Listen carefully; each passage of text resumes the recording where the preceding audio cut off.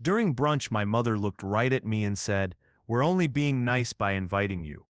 Don't delude yourself into thinking you actually matter." My uncle snorted. My father stayed silent. I took a sip of coffee, gave a small nod, and left without making a scene. 2 weeks later, the family cabin they all treasured was sold. I closed the family's joint credit line, canceled every shared subscription, and waited. That night, my phone lit up with messages from the family group chat. Then came the first call from. You can imagine staring into your mother's eyes at brunch and hearing her tell you don't think you matter, while your uncle laughs and your father says nothing.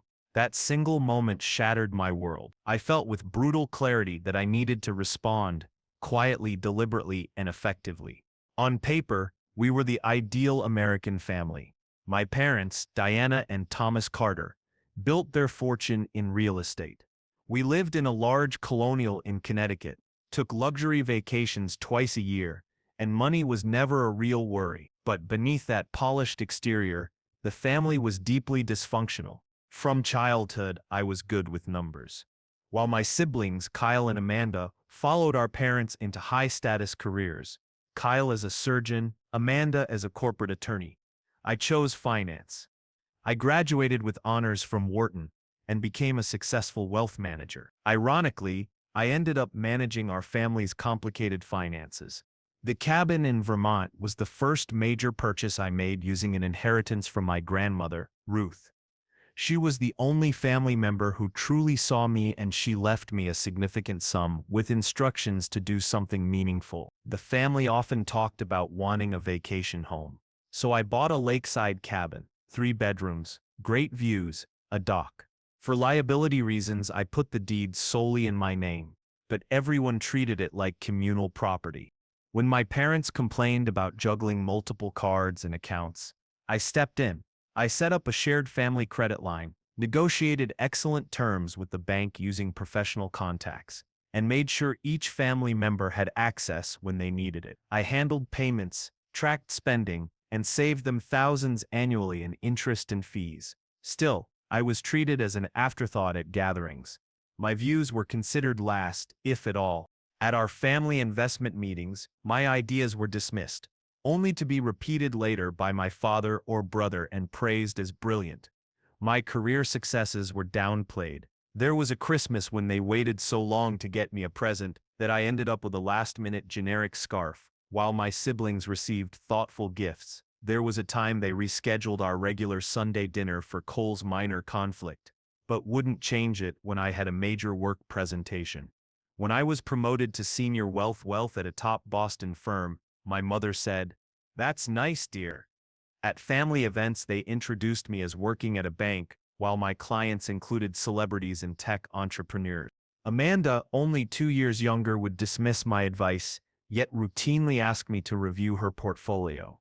Kyle, the golden child, barely acknowledged my expertise while trusting me to manage his substantial savings. Even my cousin Jenna, who lived in the guest house rent-free thanks to arrangements I made, joined in the subtle put-downs. The only occasional defender was my Aunt Patricia, who'd faced similar outsider treatment after marrying into the family, but she rarely pushed back hard enough to change anything.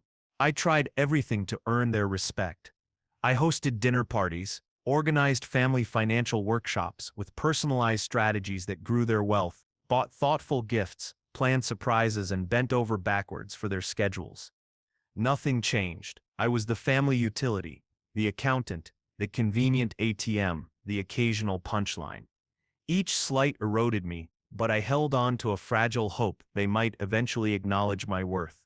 That hope sustained me until one Sunday brunch ended it. My mother insisted on monthly Sunday brunches. She said families should see each other often. I went every month with fresh pastries from the artisan bakery near my condo, determined optimism and the same small expectation that maybe this time would be different. That particular Sunday in May started normally. The weather was perfect. My mother had set the table on the stone patio with her floral tablecloth and my grandmother's china.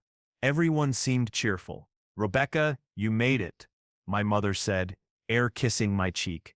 She smelled of Chanel No. 5 and mimosas. I set the bakery box on the sideboard, Almond croissants, the family favorite. Kyle was talking about a medical conference in Switzerland. We might turn it into a family trip, he said. They discussed staying in Geneva and visiting the Italian lakes. I took my usual seat and poured coffee, listened as they planned an elaborate vacation. No one asked if I was available. I cleared my throat and said, "That sounds wonderful. When in August is the conference? I should check my calendar." The table fell quiet. My mother arched her eyebrows and laughed lightly. "Oh, Rebecca," she said. "We hadn't really thought. It's primarily a family trip." I felt my face flush. "I am family," I said quietly. My Uncle Richard snorted into his drink. Amanda suddenly became very interested in buttering her toast. Kyle looked awkward but stayed silent. My mother adopted that condescending tone she used with children. "Of course you are technically," she said. "But this trip centers around Kyle's achievement. Plus, we'll be using the family jet and space is limited." The family jet, the jet I had recommended leasing and financed for them. "I see," I said, staying calm. "I manage the family accounts that fund these trips. I thought I might be included in the planning." My mother's smile tightened. She placed her napkin carefully beside her plate, a warning sign I'd learned to recognize. "Rebecca, let's be honest. We're being nice to invite you to brunch and occasional holidays. Don't think you matter to the actual decision-making in this family." Her words landed like blows. I felt cold and hollow. Around the table, reactions varied. Uncle Richard laughed. Amanda looked uncomfortable, but didn't speak. My father kept his head down and didn't defend me. Aunt Patricia murmured, "That's a bit harsh," without real conviction. Kyle cleared his throat. "Mom, come on." My mother replied defensively, "We all know Rebecca is just better with numbers. She's not exactly the fun one." I sat perfectly still, practiced neutrality masking internal collapse. Conversation shifted back to vacation rentals, as if the demolition of my place in the family were nothing. I reached for my coffee, sipped the now lukewarm cup, folded my napkin, and stood. "I just remembered an appointment," I said. "Enjoy your brunch." No one objected. My father waved distractedly. My mother scrolled through pictures of Italian villas for Amanda. The drive home was a blur. I gripped the wheel so hard my knuckles went white. When I closed my apartment door, I finally broke down. I sank to the floor against the door and sobbed, loudly and without restraint. My cat Luna came and pressed close. "They don't want me," I whispered, stroking her. The truth I'd been avoiding settled heavy in my chest. I had been treated as a resource, not as someone they valued. My expertise mattered. My person did not. As the light moved across the floor, I emptied years of suppressed hurt. When the crying eased, I felt hollow but also lighter. My mother's words had stripped away illusions. I decided I was done trying to earn love that would never be offered freely. The next morning I called in sick for the first time in 3 years. I needed space to think. With Luna in my lap, I opened my laptop and reviewed my personal accounts, separate from the family finances I managed. I'd always been conservative and had built a nest egg that could support me for years. That financial independence had been my security in a family that made me feel insecure. I pulled up the cabin's legal documents. I'd bought it 5 years earlier with Grandma Ruth's inheritance. Although the family treated it as theirs, the deed was only in my name and I had paid taxes, maintenance, and insurance. Next, I reviewed the shared credit line I had established. It was under my primary account with family members as authorized users. Legally, liability rested with me, even though I'd been using family funds to cover payments. I downloaded the past year's statements and tracked each member's usage. Kyle charged fine dining and designer items. Amanda used it for her BMW payments and spa visits. My parents charged groceries, wine, and household items. I made a detailed spreadsheet of every financial service I provided, managing their multi-million-dollar investment portfolio, preparing complex tax returns, negotiating insurance, coordinating property management, services that would cost them hundreds of thousands a year if outsourced. By midday, the picture was clear. They weren't just helped by my expertise. They depended on it. Their lifestyle, their vacations, their security. All relied on my management. The irony was painful. They dismissed me while depending on me.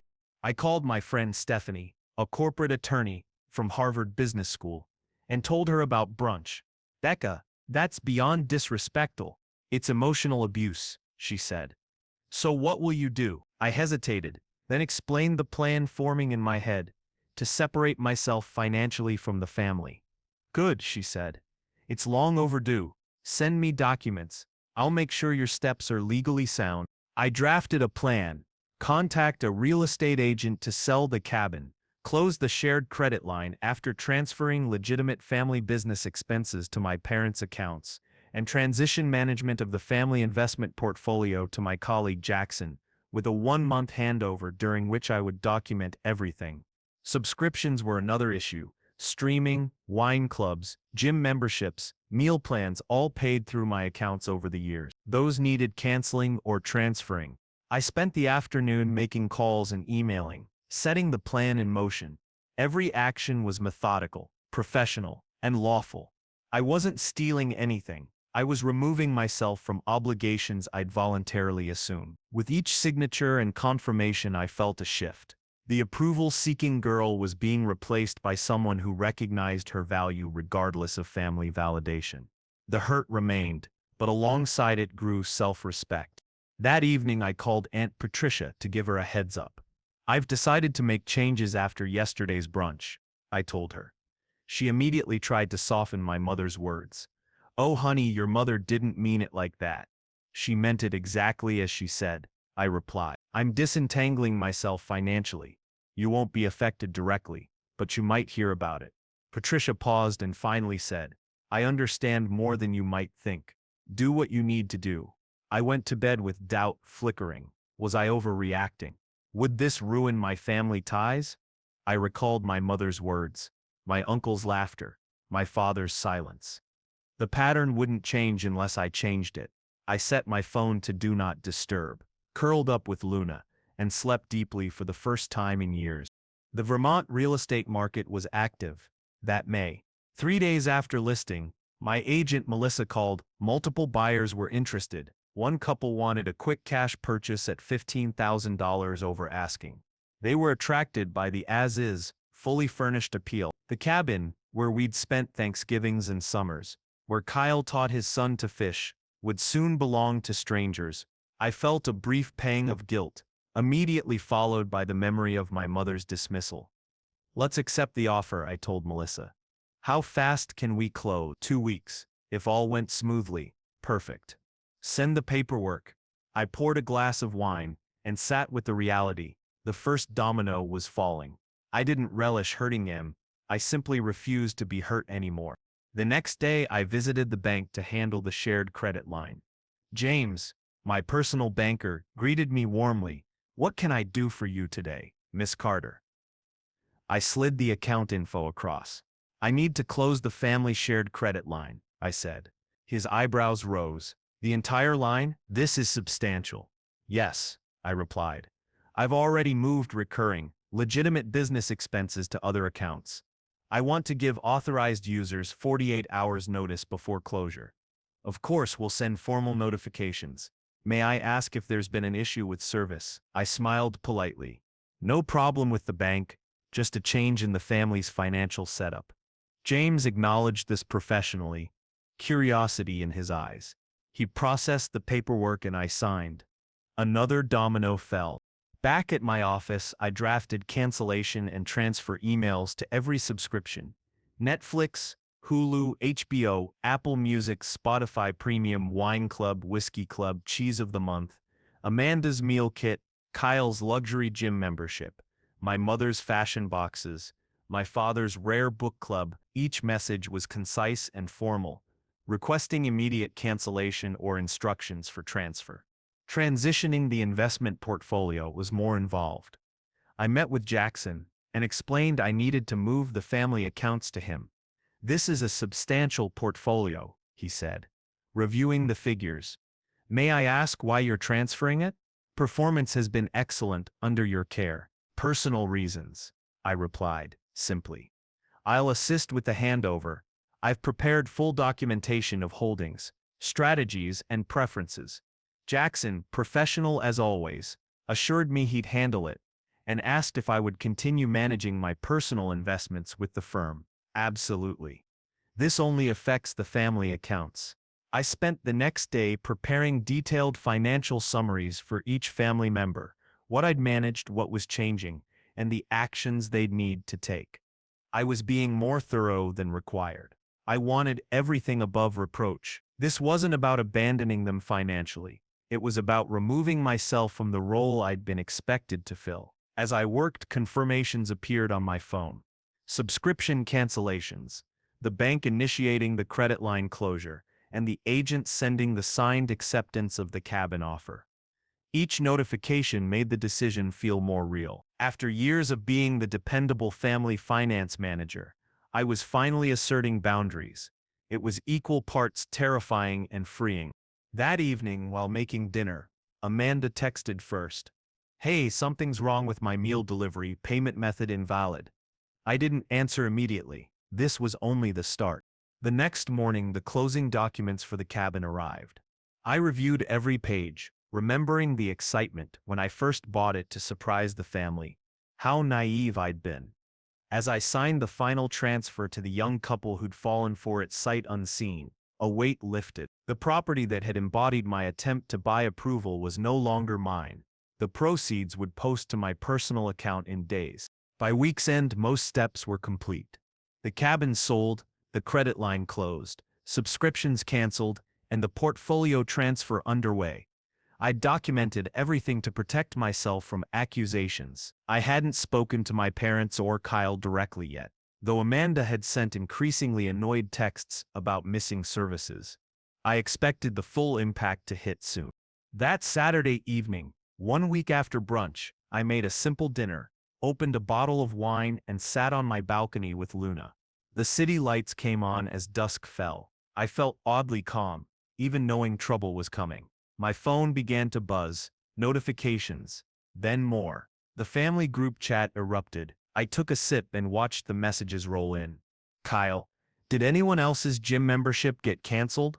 Something about payment verification. "Amanda, all my subscriptions are canceled. Netflix, Hulu, even my meal service. What's happening?" "My father, Diana's wine club delivery refused today. Payment method invalid." Then my mother, "The housekeeper's last direct deposit didn't go through." "Rebecca, are you seeing this? There's an issue with the accounts you manage." I watched without replying, sipping my wine as confusion shifted to frustration and then to dawning recognition. Calls started coming in. "Mother," I let it go to voicemail. "Father," voicemail again. The group chat intensified. After the fifth call in 10 minutes, I sent one text to the group. "I've made changes to the financial arrangements I previously managed. Nothing illegal or improper has been done. I'll explain everything next weekend." That message unleashed another flood. "Kyle, what changes? Why wasn't this discussed?" "Amanda, you can't just decide for all of us." "Mother, Rebecca Carter, call me now."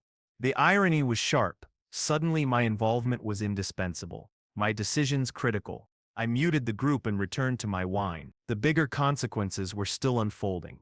Sunday morning, I answered a call from Uncle Richard. "What the hell is going on with the cabin?" he barked. "Frank Matthews next door says a young couple is measuring for curtains."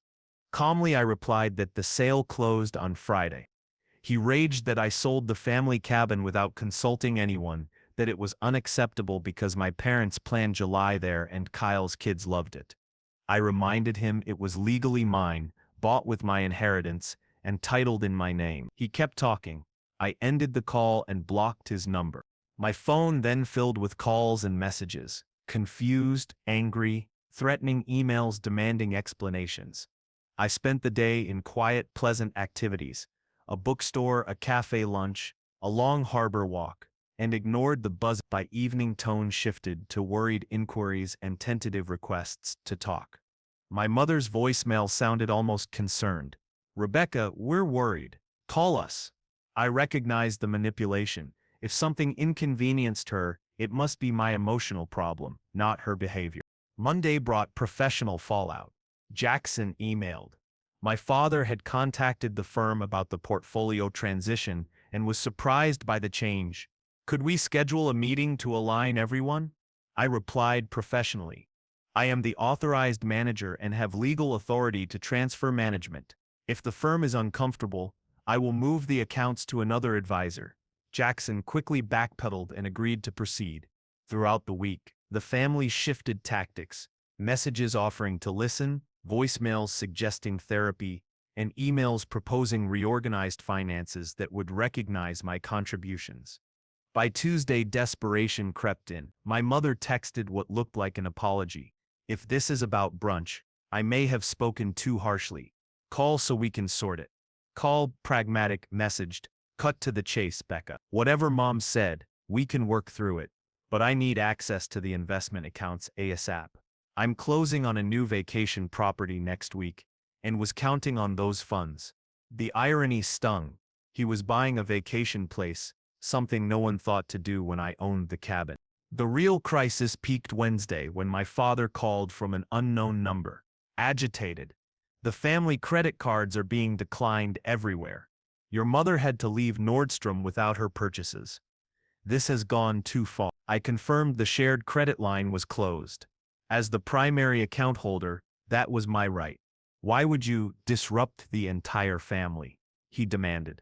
I paused, then asked, do you remember Sunday brunch, Dad? When Mom said she was just being nice, including me and that I shouldn't think I matter. Do you remember what you said in my defense? Silence. Nothing.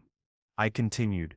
You never say anything when she dismisses me, so I'm removing myself. No more financial management. No more cabin. No more shared accounts I organize while being treated as an afterthought. He accused me of overreacting.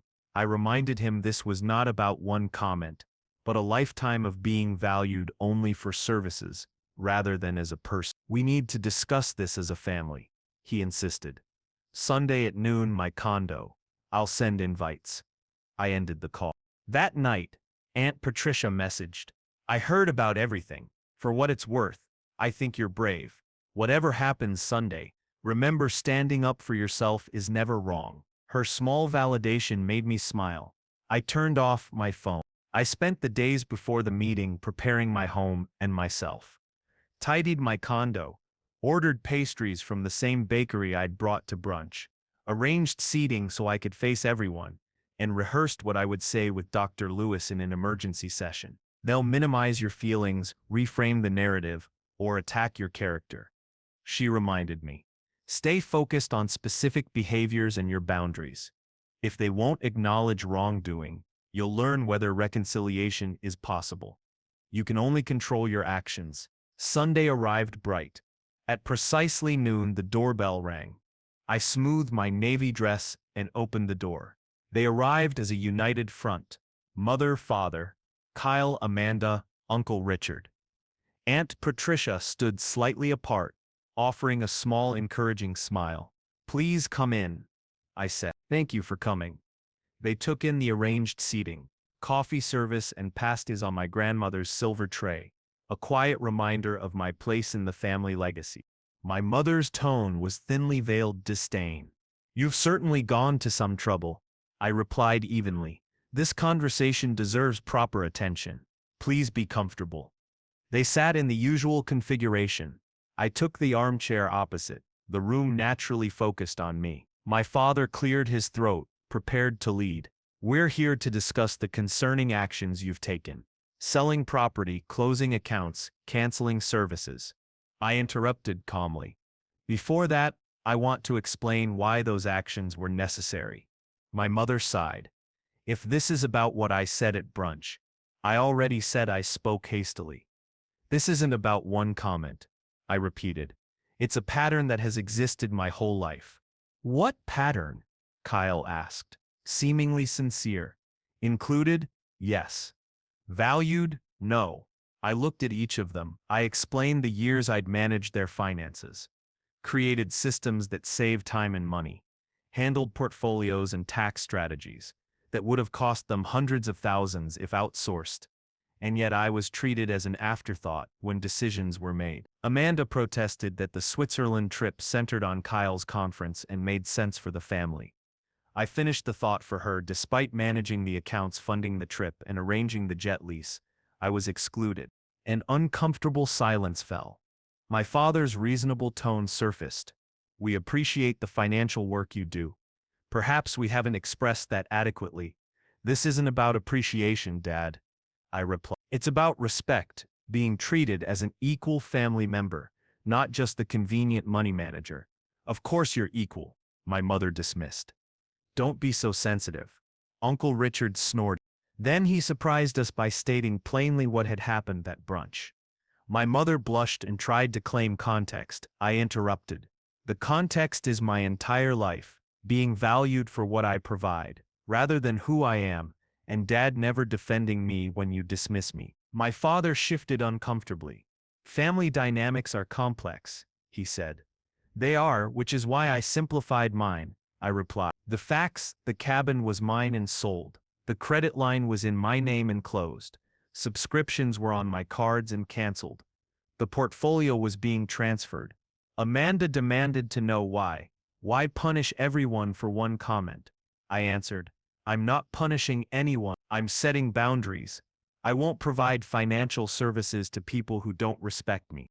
"Is this about money?" Kyle accused, suggesting I was holding finances hostage because my feelings were hurt. I met his gaze. "No. This is about recognizing that I deserve basic respect. Something this family has repeatedly failed to give." My father asked bluntly, "So what do you want? An apology? Acknowledgement? What will it take to restore the previous arrangements?" The question revealed the truth. Their priority was regaining services, not repairing the relationship. "I don't want anything," I said. "I'm not negotiating. I'm informing you. The changes are done." I handed each person a folder containing their complete financial documentation, recommendations and contacts for advisors who could replace my services. Everything was organized and clear. My mother left her folder unopened. "This is ridiculous. We're family. Families don't keep score," she protested. I agreed. Families should support each other from love, not obligation. Value every member, not just for utility. And defend one another when someone is mistreated. I looked around the room. I'd spent years trying to earn my place, buying the cabin in hopes of unity, managing finances, hoping my expertise would be acknowledged. I organized, simplified, and supported everyone's goals while mine were secondary. "I'm done trying to earn what should be freely given," I said. Kyle, finally showing genuine concern, asked if I was cutting ties. The scene closed on that question as the next phase of whatever would happen began. "No," I said calmly. "I'm setting the terms for how I'll be part of this family from now on. I will only manage my own finances. I will no longer provide free financial advice. I will attend family events only when I'm genuinely wanted, not out of obligation." "How are we supposed to know when you're genuinely wanted?" my mother shot back. "It's simple," I replied. "Invite me because you want my company, not because you need something from me.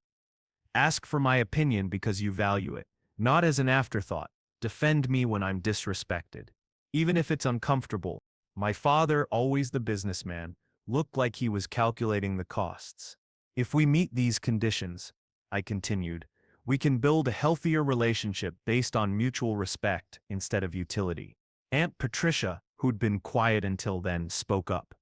"What Rebecca's asking for is reasonable. We should all reflect on how we've treated her."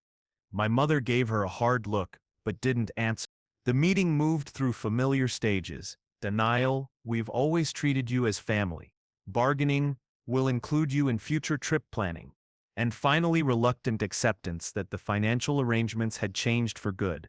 As they left, my father lingered. "I should have spoken up," he said softly, "about the brunch, and other times. I'm sorry, Rebecca." It was the first genuine apology of the afternoon and caught me off guard.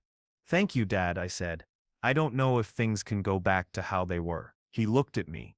"They can't," I added gently, "but maybe they can be better." He nodded and joined the others by the elevator. I closed the door, feeling tired, but oddly peaceful. For the first time in my adult life, I had stood up for myself, without backing down, accepting half measures, or trading my worth for approval. Whatever happened next, that win was mine. In the weeks that followed, the family split into predictable patterns. My mother kept a chilly silence and communicated only through my father, when necessary. Kyle sent awkward texts focused mostly on money, despite my boundary. Amanda swung between angry messages and attempts at normal conversation. My father surprisingly made steady efforts, weekly calls that were brief but respectful, asking about work and life without bringing up finances or drama. Over time, those calls softened into comfortable conversations, books, current events, and small memories, like the model solar system we'd once built together. "You always had a mind for numbers," he said once, and for the first time it sounded like pride rather than dismissal. Those moments didn't erase years of neglect, but they hinted at what might be possible. The family finances were reorganized without me. My father hired a wealth management firm at significant cost. Amanda grumbled about the fees in a text, apparently forgetting I'd done that work for free. Kyle hired his own advisor and later admitted grudgingly that he hadn't realized how much work was involved. 2 months after the meeting, Aunt Patricia invited me to lunch. "You caused quite the upheaval," she said. "And Diana's still furious about the cabin." "I imagine she is," I replied. "Thomas is different though," she continued. "I overheard him telling Richard he felt he'd failed you as a father. That surprised me." I was surprised too. "The dynamics are shifting. Slowly," she said. "You forced everyone to examine patterns they took for granted." I reminded her I hadn't done it to change them but to protect myself. "I know, that's why it worked," she said, squeezing my hand and apologizing for not speaking up sooner. The rest of lunch was easy and warm in a way family conversations rarely were. As months passed, I built a life without constant financial demands. I explored neglected interests, pottery classes, a hiking group, and volunteering for a financial literacy program. I developed deeper friendships and stopped canceling plans for family emergencies. My friendship with Stephanie grew stronger. I connected with Jackson over jazz and contemporary art. My neighbor Emma became a regular movie night friend. 6 months after the confrontation, my mother's silence broke with a text. "Your father's birthday dinner is next Saturday at Le Bernardin, 7:00 p.m. We'd like you to join us. No strings attached, no request for advice, no guilt trip, just an invitation." I almost declined but went with clear boundaries and low expectations. The dinner was almost pleasant. My mother remained somewhat distant, but made visible efforts to include me. My father asked about my volunteer work with genuine interest. Amanda spoke about her cases without the usual edge. "You look well, Rebecca," my mother said as dessert neared. "There's something different about you." "I am well," I answered. The real sign came 3 months later, when Kyle's wife Jessica gave birth to their daughter, Elise. At the hospital, holding the baby, Kyle said seriously, "Jessica and I were hoping you might consider being Elise's godmother." Jessica confirmed from her bed, "You're the most responsible, compassionate person we know." The offer mattered not because of any duty, but because it acknowledged qualities beyond my usefulness, my character and capacity for love. I was honored and accepted. Nearly a year after that brunch, I hosted a dinner at my condo. Stephanie, Jackson, and his husband David, Emma, Aunt Patricia, and my father were there. My mother declined. Some changes take longer. Her absence didn't reduce the warmth. During dessert, my father raised his glass to Rebecca, who taught an old man new tricks. Later he stayed behind. "I'm proud of you," he said quietly, "not just for your success, though that's impressive, but for your strength, integrity, and willingness to demand the respect you deserve.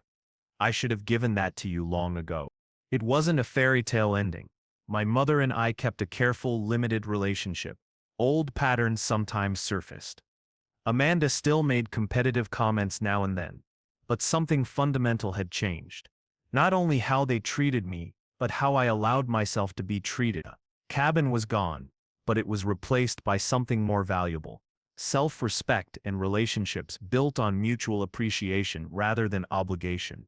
I learned that true family isn't defined by blood or shared credit lines, but by respect, support, and love freely given. Sometimes the bravest act is walking away from the table where respect isn't served. Sometimes the greatest inheritance isn't money or property, but the courage to say, I matter, not for what I provide, but for who I am.